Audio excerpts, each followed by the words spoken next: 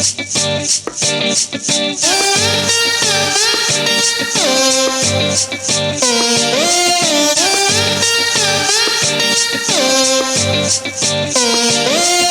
you from deep in the heart of Texas, this is Punk Brats, a podcast focused on the lives and experiences of our military brats. We didn't serve, we got served. Now here are your Punk Brats, Rose and Lisa. Hi, it's Rose. Hey, it's Lisa. Welcome to another episode of Punk Brats. Hi, Rose. Hey, can you believe it's already June? Happy June. Yeah. I love this month because, you know, I'm a summer girl and June is summer. Well, I love June because it means summer break for me. No school until August.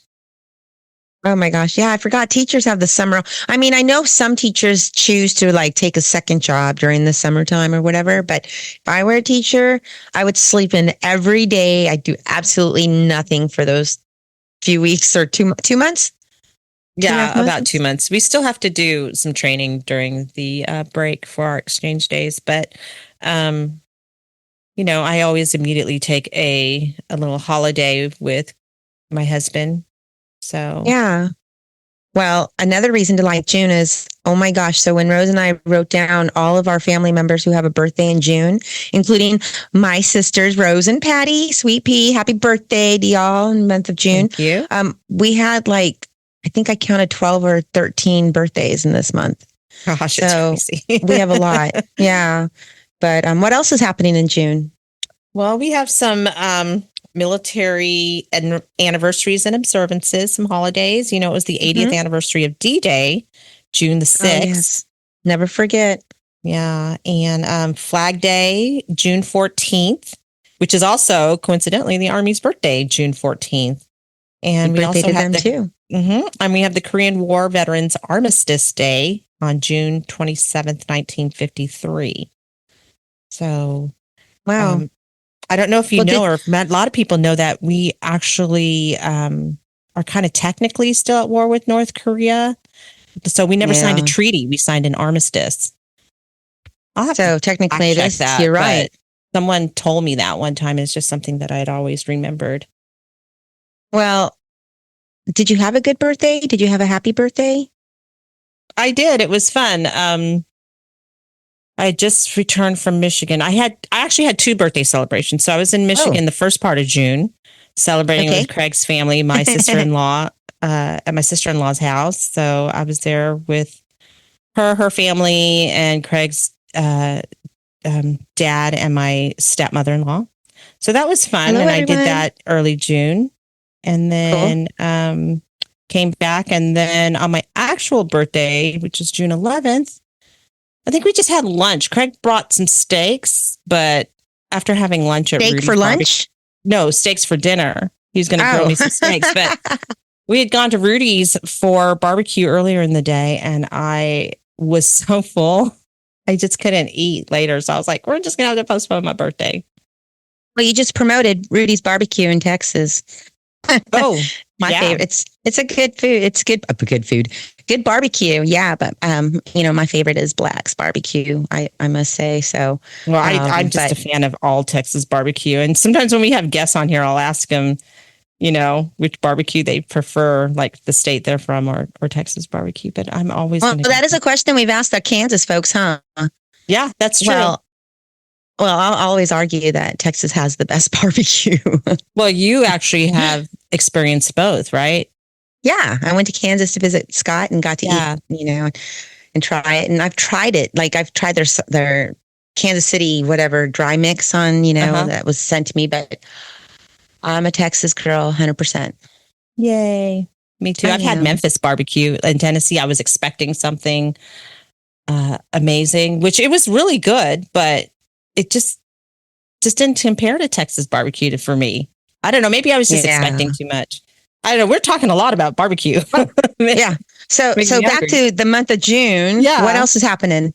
So, you know, I talked about the 80th anniversary of D-Day on June the 6th. I was actually in Michigan. And so my Did You Know this week is highlighting the Michigan War Dog Memorial in South Lyon. I don't know. Did you know that there was a War Dog Memorial? So now it's on my bucket list.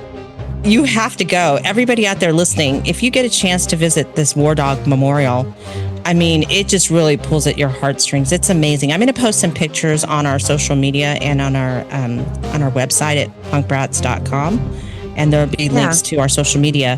But wow. What did they have in there? What did you get to see? Like, so are there stories and pictures and? Yeah, so there's an older part of the memorial, and then it's it's the restored part. Yeah, they had graves there from the 1917, which is the end of the First World War. Yeah, and they have they've put up benches, and it's also branched out into the service dogs. So it's the interment of retired military working dogs and retired service dogs, and they have a ceremony with full honors, and it's at no cost to the handlers and the owners. So they do this through private and corporate donations. So if you get a chance to check out their website, mwdm.org, I would highly recommend it. And I also wanted to go back. Say that again.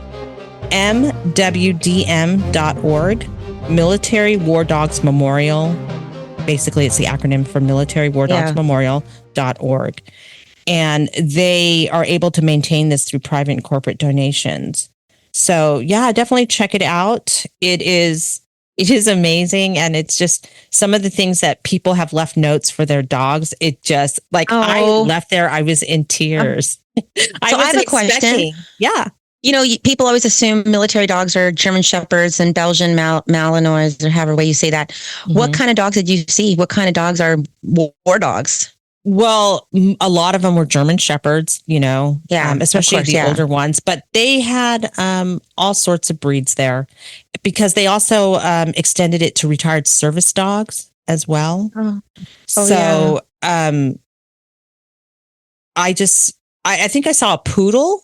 I'm trying to remember. I think I saw a poodle. The names of the dogs were so cool, because especially the older dogs, you can see dogs from the 1920s and 30s. Their names were like Tootsie and like Sparky. And then as it gets, closer to. Oh my gosh. I would love to. I'm going to go to that website when we're done and check it out. And I don't know. There's just something. I love dogs. I know you do. I know there are cats out there, but dogs. Oh my gosh. Oh, I know you do. Also, I forgot to mention also that the Texas Women's Veterans Day was in June. Also, June 12th. Oh yeah. Did you know that we had a Veterans Day for women in Texas? I don't know. We'll have to look it up, Lisa. If there is it just a Texas Women's Veterans Day, or is it a Women's Veterans Day? I think it's Texas Women's Veterans Day. I don't know, but I'm going to do a shout out to you for your service. My niece, Jacqueline, who's in the Air Force, and our cousin, Leona, who was in the Guard with you, the Army National Guard, Texas Army. Let's not forget all our other female veteran friends that we know out there. Hey, Jennifer, giving you a special shout out. Hi, Jennifer. Yes, there's a lot of them out there that we know. So. Yeah. Oh, wow. June is busy. Super. Wow. Okay. Well, I'm excited about our guests coming up. Because me too. We're going to be speaking to Brat Legacy Film creators Kim Mckay and Brad Heath. Yes. And I don't know, they're just looking at their pictures that they shared. And I think we're close in age. We're going to have a really good visit with them. I already know. I can already tell. Mm-hmm. Well, it's going to be the first time that we interview two guests also. Yeah, that's true. It'll be interesting. And we're going to be able to talk to them about growing up in Okinawa, and they'll be able to introduce their documentary film that celebrates their fellow military brats around the world. I think it's so cool that they're doing what they're doing, because I know you and I are using the podcast platform to try to reach military brats, but they've been working a long time on this film, to really put something together for us military brats. And so I'm really looking forward to the finished product and then sharing with us, what it's about and all that. But I just thought there were a million of us out there doing stuff. But when you really Google military brats and projects and things, I don't come up with many. Yeah, me neither. So we're pretty unique. I mean, there are podcasts out there, don't get me wrong, and people doing their thing. Well, I'm really excited to learn more about Brat Legacy Film. So you ready to bring them out? Sure. Hello, welcome to the Punk Brats, Brad and Kimberly from Brats Legacy Film. Thanks for having us. Yeah. Hey guys. Hi, Brad. Hi, Kimberly. I'm Rose. And I'm Lisa. Hello, ladies. We are the Punk Brats. Thank you so much for taking the time to visit us and to share about what y'all do. We are so excited when my sister and I were researching, when we were just starting this podcast, we were like, okay, who can we interview? So of course you go to the old school Google, and I'll be honest, you guys popped up right up within the top 3. So awesome. Yeah. So I'm sorry it took so long to interview you guys, but you guys are super busy. Well, I mean, we're all adults and doing our passions and our jobs. Yeah. So yeah, that's life. We all get busy, right? But it's a good busy with this project. Yes. And so we are so grateful that you took the time to plug in the Punk Brats on your calendar. So, anyway, can you tell us a little bit about yourselves, about, your brathood? I guess we usually start with our guests telling us where they were born, a little bit of history. So, go ahead, Kimberly. Sure. My dad's Marine Corps. He put 30 years in the Corps. I was born in El Paso. And of course, the whole 6 months later, actually 6 weeks later, we were moving. So I don't remember living in Texas at all. But we lived overseas and lived in different parts of the world. So you know how that rolls as a brat. Every 2 to 3 years, you're moving somewhere. I think my favorite place growing up was Okinawa, where I met Brad. And actually, Brad and I met after we left the island, but we knew of each other because of the whole Brat connection things and Facebook and different networking tools that you use before Facebook was really a big reality. But our core values in Kubasaki was just, and I'm sure it was in other places too, just fitting in a culture where there's a foreign language and we're all in the same test tube and we get mixed up together. And there was no segregation. We were all just like one big family. And I mean, that's the essence of being a brat, right? Yes. We are the original melting pot. Mm-hmm. So thank you. And Brad? So like Kim, my father is a Marine, 21 years. And that question, where are you from? That's always the toughest question for brats to answer, right? Because we're just from everywhere. But I was born in California, SoCal, and spent a lot of my childhood there. My father got back from Vietnam and was stationed in San Diego, and we lived in Oceanside. He was at Camp Pendleton. And then mid-'80s, we moved to Okinawa. Kim and I did cross paths there. My freshman year was when when you arrived. So that first semester of freshman year, we were there together, but we didn't, like Kim said, we didn't really cross paths until later on in life. But we both now live in Oklahoma. After I graduated high school, I joined the Air Force because I'd already spent 18 years in the Marine Corps. I knew what that was all about. So did some time in the Air Force and have moved on to other things. And now that I'm actually in my 50s, I'm so excited to be working with Kim and our other partner, John Schwab, on this project. It's going to be great. Okay, so you mentioned the question when people ask you where you're from. So I'm curious, how do you answer that question, Kimberly? We'll start with Kimberly and then Brad, if you could answer that question too. I'm always very curious because we all have that kind of, I sometimes have that dread or how do you answer? It always makes me pause. Does it make you pause? No way. I'm always I'm from the world. I have lived all over. So the earth is my playground. So when they say where you're from, I'm like, the earth. The globe. everywhere is my very cool. I like that. I like that. Yeah, me too. Yeah, I don't hesitate really because I love to represent Southern California, what that meant to me growing up and being a surfer and that whole lifestyle like that. Even on my socials, I think I have on there that I'm from Oceanside. Now, both of my parents were from Texas. Oh. So I kind of get to claim Texas because I have a lot of family there. And so I get to say, but I also have family in Texas and I spent a lot of time in Okinawa and I'm now in Okie living in Oklahoma. And so, I do get to roll a bunch of them in there together. Well, Rose and I were at Camp Zama, so we're very familiar with the Okinawa kids. And so I never got to go to Okinawa, but I've heard wonderful things about that school and that campus. That's So, the grass is always greener on the other side. So I heard that Okinawa boys were cuter, than the Zama boys. 100%. I don't agree with that. 100%. Because those like mainland Japan boys would come down for like tournaments and stuff. And I'm like, our guys are hotter. I think our schools were actually rivals. Mm-hmm. Yeah. They were. Well, I didn't go to high school. I was in middle school, so I was too young. But Rose is older, and she would remember the high school years better. So how did you go from? Well, I guess you guys reconnected. So how did you guys reconnect? I mean, did you stay in touch as brats, like most, most brats do? Like, was it snail mail, or was it like the internet?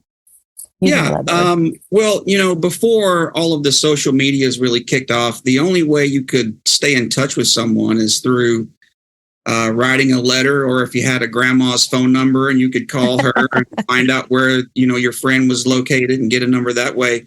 It was email, and an email chain had started with a bunch of us, and Kim was on that.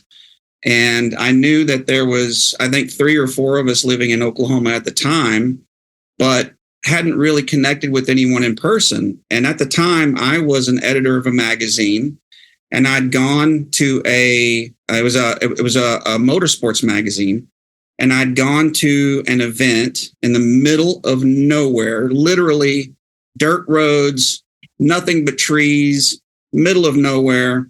And I'd only gone there. The sole purpose was to find a photographer that I could give my card to, so I would never have to return again. They could just send me photos. And I handed my card to Kim, and I said, look, you have a camera. If you're out here a bunch taking some photos, please shoot me an email and let me know. I'd love to run them and give you credit and pay for it or whatever. And so I turned to walk off. And as I'm walking away, she goes, are you the same Brad Heath that went to school at Kubasaki in Okinawa? Now, wow. As a guy, you pause and the wheels start turning, right. And you're like, maybe. Depends who's asking. What do I do? So I look, I'm looking at her going, how does she know that? And then we, chatted up, and then we figure it out. And that's how we reconnected. That is so cool. That's such a Brat story, right, Rose? Like how we randomly bump into people. Exactly. And you guys can understand, there wasn't even a Walmart nearby. That's how out in the sticks this place was. You could have dropped me in the center of the earth, and it was like, oh, there's Brad Heath. It was so random. That's just amazing. So I met up with a friend in college. I was just going up the stairs in Killeen. I went to go visit my aunt, going up the stairs at a pool hall. I was going up, she's going down. We looked at each other. We were best friends in middle school. And it's like, what are you doing here, Kathy? And she's like, Lisa. And so it just randomly happens if you're military brats and end up back in an area where there's military base or some Yeah, that's a great story. That means y'all were just meant to be as friends and this project and everything. He's like my brother from another mother, for real. And it's not just because of the military. It's just, since then we've shared life experiences, and our families know one another, and it's good. I love that connection. Okay, well, speaking of that, how did you guys then start this project? How did that all come about? And tell us a little bit about your project. Yes, please. So I've always had a story in my head because of all the brats in Okinawa and all the things they've gone on to do. Like Kristen Armstrong is a 3rd-time Olympic gold medalist. John Schwab has gone into the film industry. Brad's been, doing some great things in the film. And all of these Okinawa brats, doing some great things in their own communities, whether it's finance or film or sports, whatever. And I'm like, what are the chances of this little island out in the middle of nowhere, and this 1 to 2, 4-year window range of all these brats receiving these military, this background and upbringing and going and changing the world, right? What does that look like? So initially kind of just started with that initial pool. But eventually I started thinking, well, we can't be the only ones, right? So the passion for the story was always there. And I was just talking to Brad about it one day. And I was like, Brad, I would really, at some point like to do something with this. He was like, yeah, man, I really feel like there's something there. So we both just started researching. And stop me, Brad, if I've said something different than, my memory and doesn't always support my mouth sometimes. Well, let me say this real quick, Kim, and I'm sorry to interrupt you, but Kim wanted to point out all of this great stuff that everybody else was doing. Let me just say, Kim was doing some great stuff as well. She's an accomplished author. She has a book series. That book series has been talked about going into film or television. So Kim's kind of selling herself a little short there. Trust me, Kim was very accomplished and is very accomplished. And she will never say that, but I'll say it for her. Oh, we got it in our notes. It's You're coming sweet. up. You're sweet. We're going to definitely highlight those books because I love romance books and all that. Like high school Harlequin. Oh my gosh, you guys. Okay, I'm going to give my age away, but Brad, you and I, you mentioned our age. We're right there. And Harlequin, my God, got me through high school. All those books. Same. And then I was in Germany and my German friend's daughter, she's 19 years old, sweet girl. And I noticed she was reading these books, romance American novels. And so I told her about you, Kimberly. Oh, you're so sweet. Thank you. Yeah, So- I appreciate that. There are certain books that you start with as a young writer that I'm like, oh, those are okay. There are others that I'm like, yeah, these are good. So we'll point those out later. But yeah, we just kind of went down the rabbit hole of research on what kind of projects were out there on Brats and what kind of messages those were portraying. And there were a couple that we felt like was maybe their story, but it was from a different era. And I think every father or every sponsor, right, every generation of military families, different eras, different campaigns, maybe different lifestyles of communities, right? The 70s Brat and 70s family is going to look different than the 80s and the 90s and so forth. And so some of those older projects were portraying messages that Brad and I didn't necessarily agree with and didn't necessarily, resonate. It didn't resonate with us and it didn't identify us. And so we felt like it was really important to bring the current Brat situation all the way back to maybe the 80s, because that's where we're from.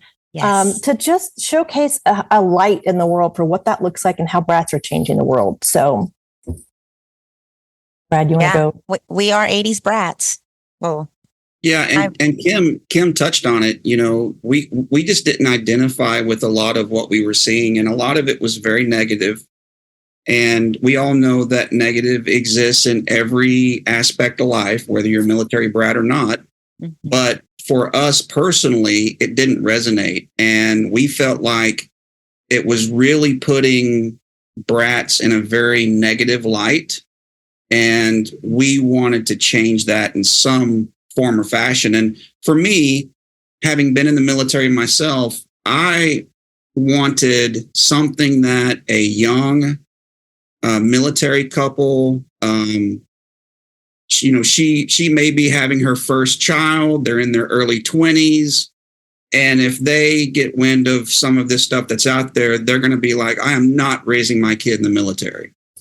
And I wanted something that same person could watch and go, you know what? Raising my child in the military is going to be just fine. Yeah. Mm-hmm. Well, being raised as a military brat was the best thing ever for me. It's the best experience of my life.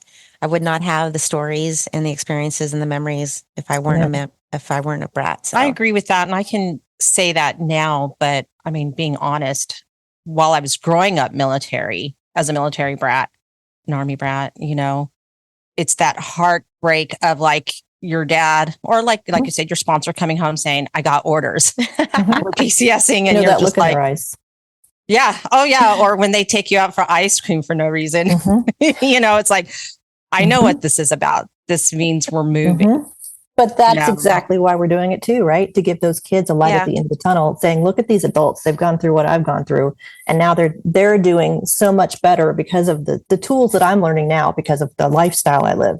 So if we can give them a shred of hope when it's so hard, then that's a good thing. Yeah, absolutely. I mean, it was hard moving, but you got over it and you just moved forward and you made the best of it. And I wouldn't have the friends around the world that I have if I didn't. Now, there are some people I do know brats who are just, don't call me a brat. I hate that word.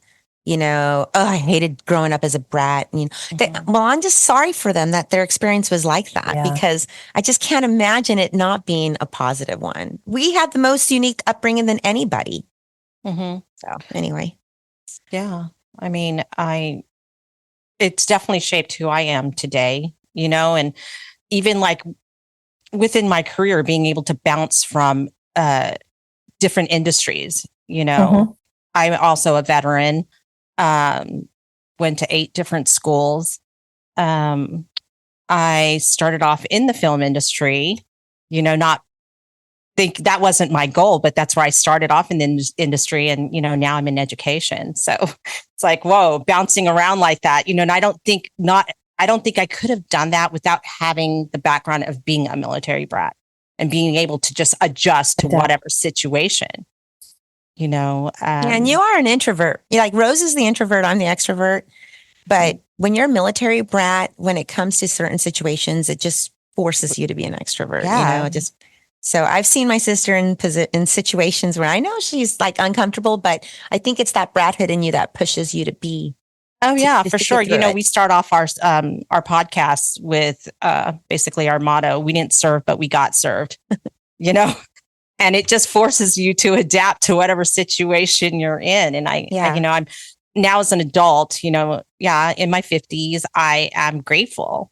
I'm grateful for that experience. So I'm really looking forward to the film and seeing it and seeing myself in it. I'm sure we're all going to watch it and be able to see a little bit of ourselves in it. And one of the great things about, and I think brats of all ages could relate to it because, we are all different ages and we come from different, eras of being a brat, but we all have that shared common experience. And I think that's what kind of brings us together. I mean, we have a very unique subculture.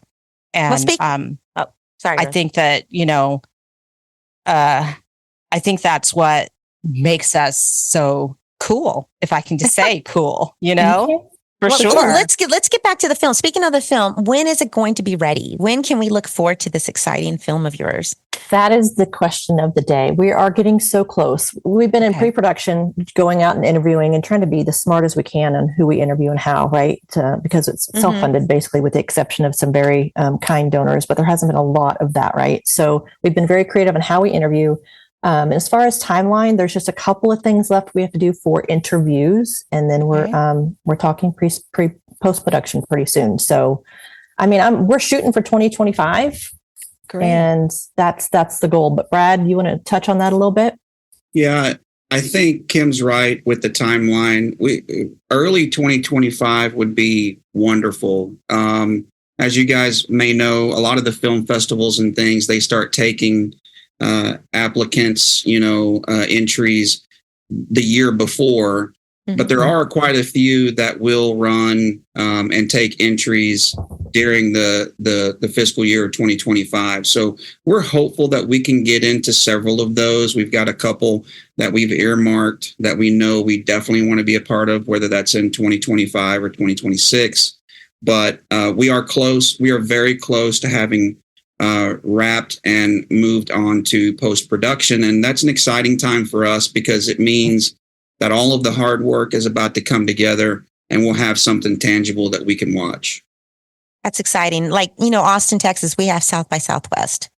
So hopefully we'll see you guys there. And when you have that red carpet day or that red carpet event, the Punk Brats will be there to support you guys. Yeah, that's awesome. Promise you're going to walk with us.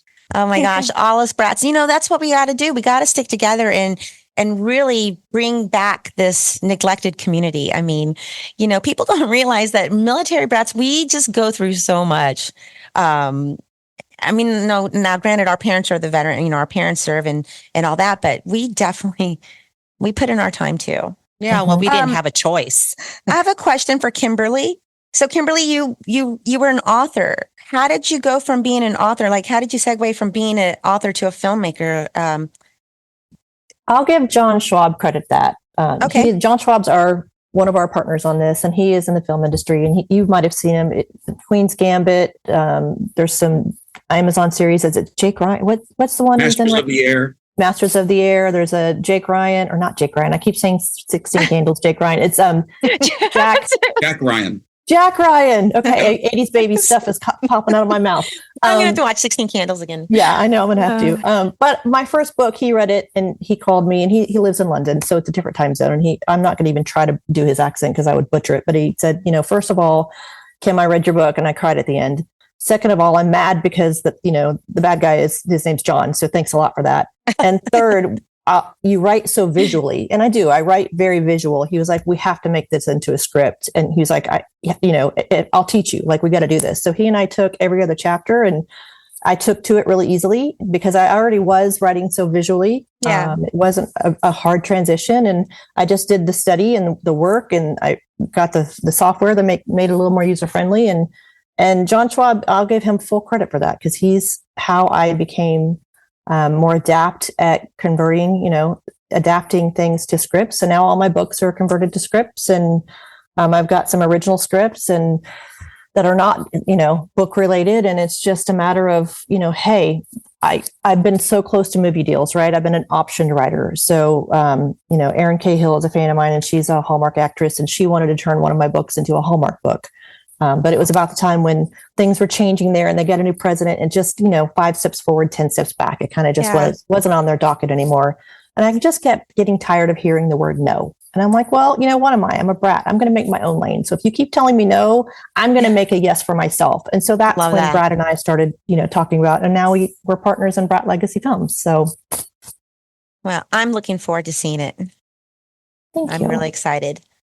Brad, what about you? Tell us a little bit about you and what else do you do other than Brat Legacy Films? Highlight a little bit about what you do. My journey into the film industry, like a lot of us, just kind of happened. For the last 20 years, I've worked as a writer, mostly in magazine work. I've done work for a company called Vipe and Vipe Magazine. I've done work for Twisted South Magazine, New Noise Magazine. It's a punk rock magazine that Rose can appreciate, I'm sure.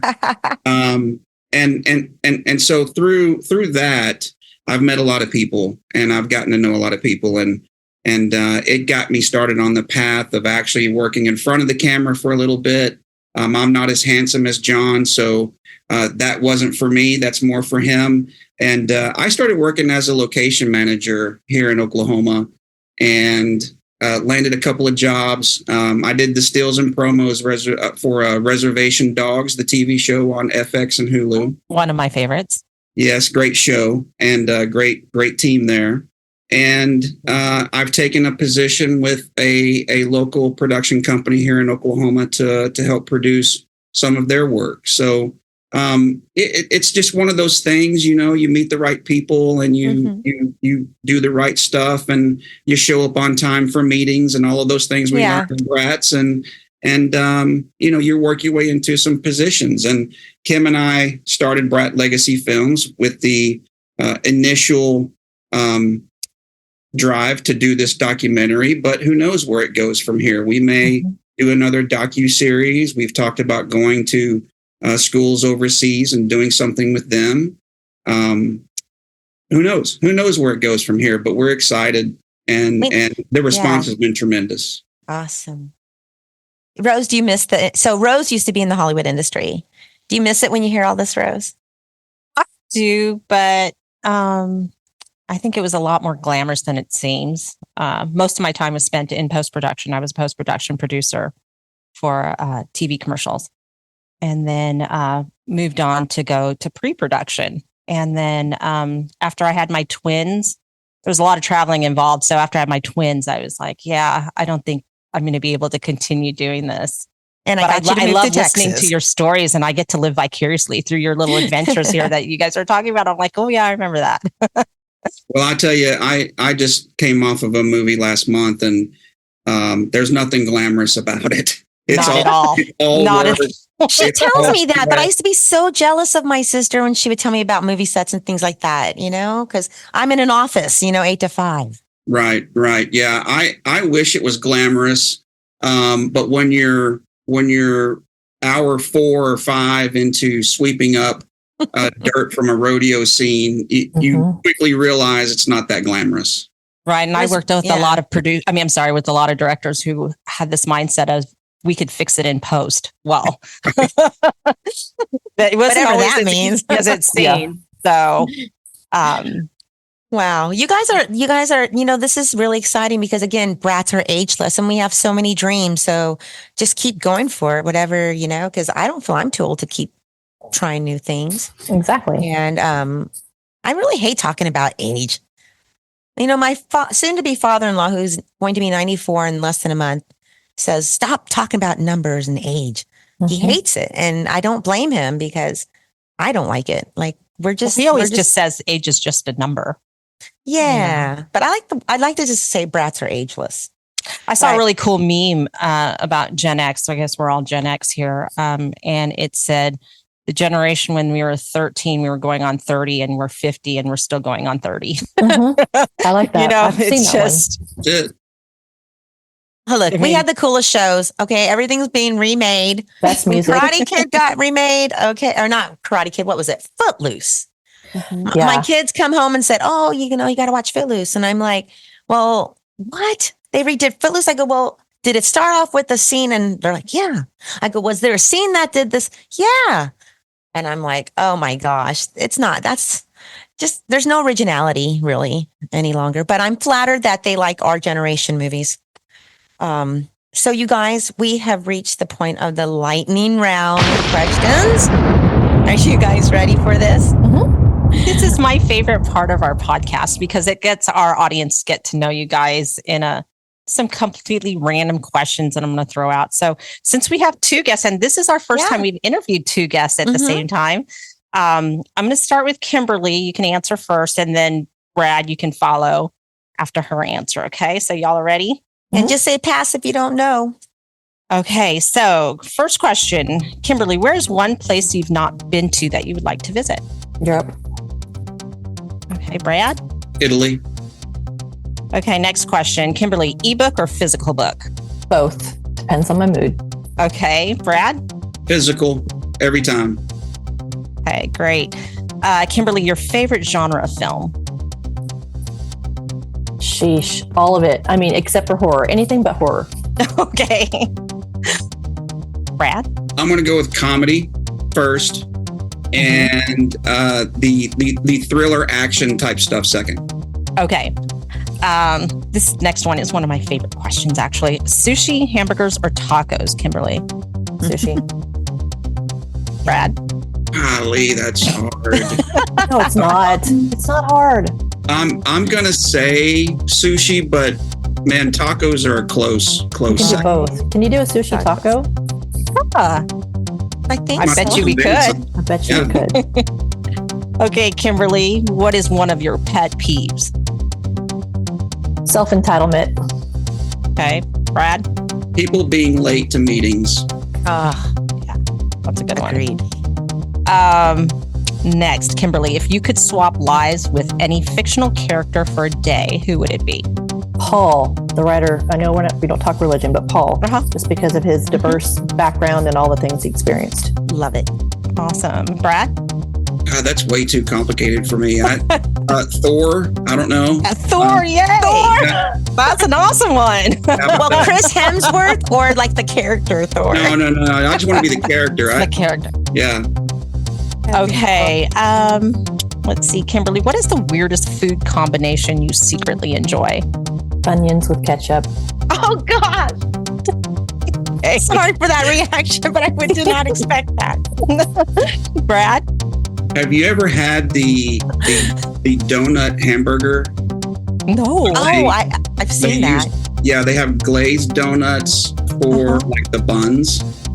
And I've only had it once, so it's not like my go-to snack. But that's pretty good. Those are good. Okay, yeah, I'd say that's definitely weird. Kimberly, beach vacation or snow ski vacation? Beach. Okay, Brad? Beach every time. Okay. And Kimberly, if you could collaborate with any historical figure on a documentary, who would it be? Historical? Yeah. Sheesh. Get past. I need a few seconds to think. Okay. Brad, you want to try this one? The first thing that popped in my mind was JFK. Oh. Okay. Whoa, that's awesome. Okay, Kimberly, you want to try that, or we can move on? I would say Abraham Lincoln. Okay. Very cool. And it's cool because they have some similarities with their stories are. Yeah. And finally, Kim, if animals could talk, which one would be the rudest? Cats. Brad? That's a great answer, and that's probably correct. I'm also going to throw in monkeys. I feel like I just feel like they would be constantly insulting us for some reason.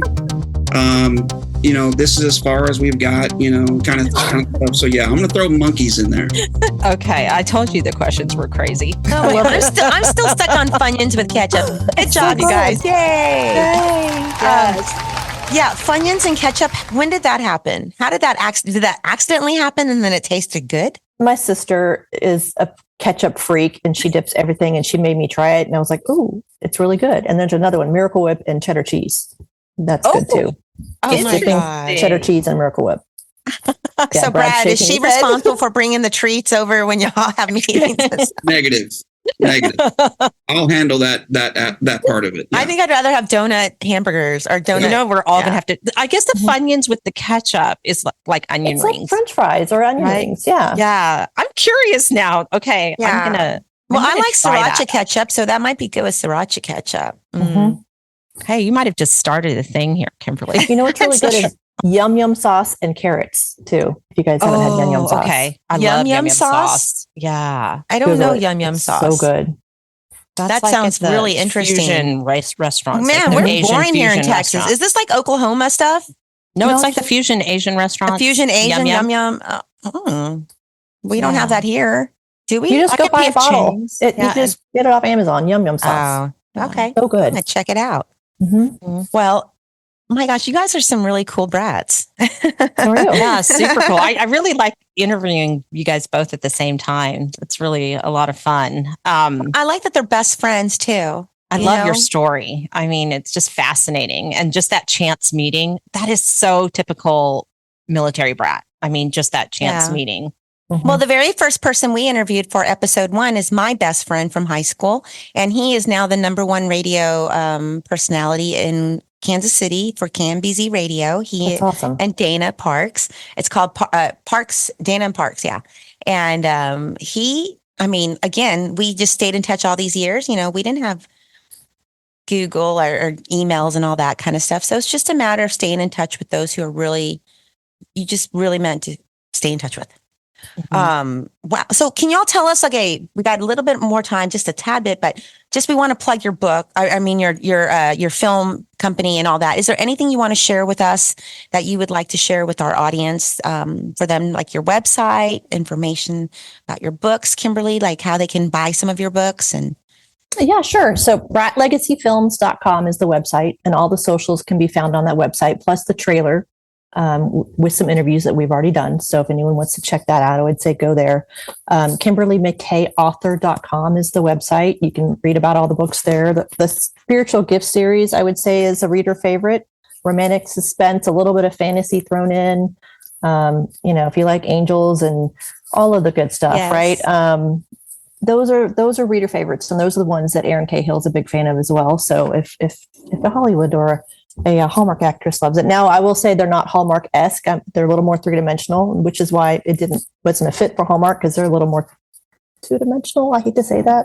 Yeah, it's kind of like it kisses and snows and they kiss. It's that's the same plot that they can insert in all their films. No offense to Hallmark. I love Hallmark.